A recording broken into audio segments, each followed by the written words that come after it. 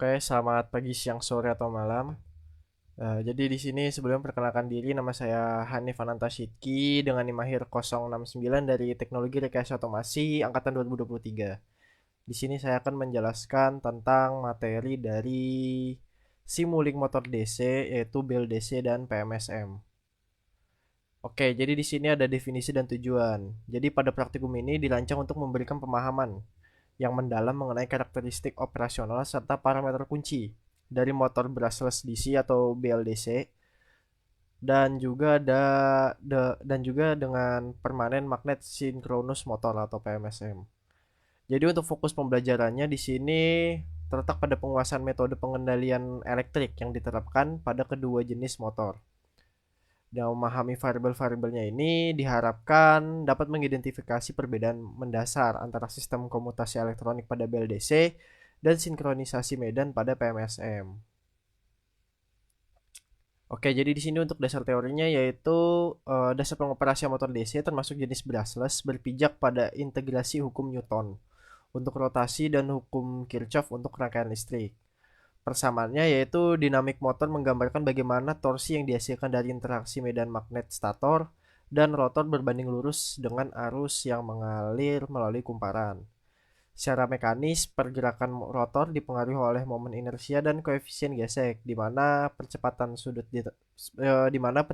ini ditentukan oleh resultan torsi elektromagnetik dikurangi torsi beban sesuai dengan prinsip dasar dinamika sistem rotasi.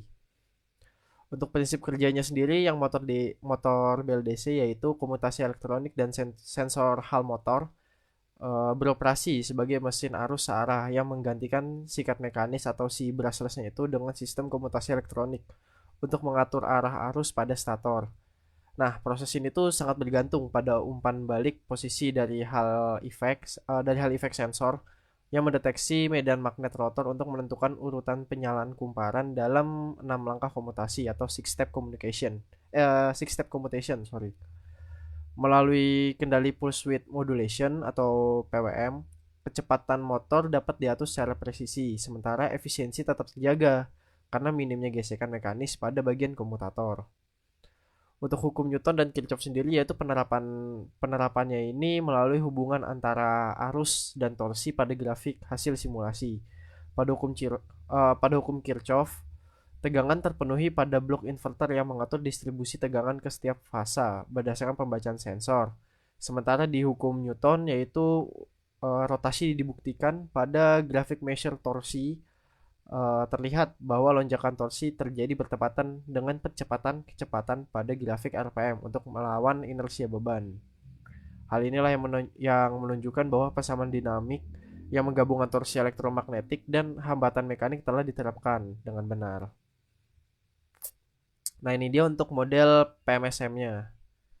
Jadi ini tuh berkaitan erat dengan poin kedua mengenai dasar teori, di mana analisisnya yaitu penerapan hukum Kirchhoff melalui pengukuran tegangan pada setiap terminal fase motor yaitu RA/RB/RC untuk memvalidasi resistan dan induktansi. Persamaan dinamika motor diaplikasikan dengan menggunakan angular velocity source untuk memutar rotor secara eksternal agar nilai GGL lawan atau back EMF dapat diukur. Kurang lebihnya seperti ini untuk gambarannya. Lalu untuk yang penyajian grafiknya seperti ini yaitu dia menunjukkan bentuk grafik sinus. Ini juga merupakan bukti pemenuhan poin keempat terkait penyajian grafik hasil simulasi untuk laporan praktikum. Nah, analisis pada grafik voltage across a winding menunjukkan bentuk gelombang sinusoidal yang halus, yang merupakan karakteristik utama dari motor PMSM sesuai dengan persamaan elektromagnetik. Keselarasan yang sangat tinggi antara garis yang warna biru, yaitu data eksperimen, dan garis yang warna merah, yaitu hasil simulasi membuktikan bahwa parameterisasi motor telah dilakukan dengan akurat. Lalu untuk yang model BLDC gambarnya seperti ini. Ya, ini digambar menggunakan Simulink. Untuk analisisnya yaitu menunjukkan penggunaan blok integrator yang sangat penting untuk mentransformasikan data kecepatan menjadi posisi sudut rotor sehingga pergerakan motor dapat dipantau secara kontinu. Nah, selain itu si blok gainnya ini dikonfigurasi untuk menentukan parameter fisik seperti inersia dan induktansi motor sesuai spesifikasi. Sementara blok add itu fungsinya untuk menerapkan hukum Kirchhoff sama Newton yang tadi sudah disebutkan. Untuk grafiknya kurang lebih seperti ini.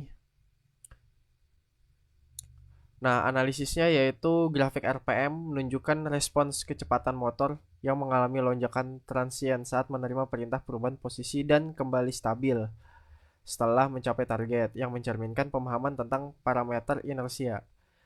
Grafik measure torsi ini menyajikan data torsi yang dihasilkan motor untuk mengatasi beban mekanik sesuai dengan hukum Newton.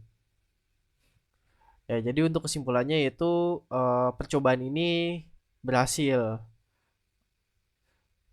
ya membuktikan bahwa permodelan motor BLDC dan PMSM di Simulink sangat bergantung pada integrasi parameter elektrik dan mekanik yang akurat sesuai dengan hukum fisika dasar.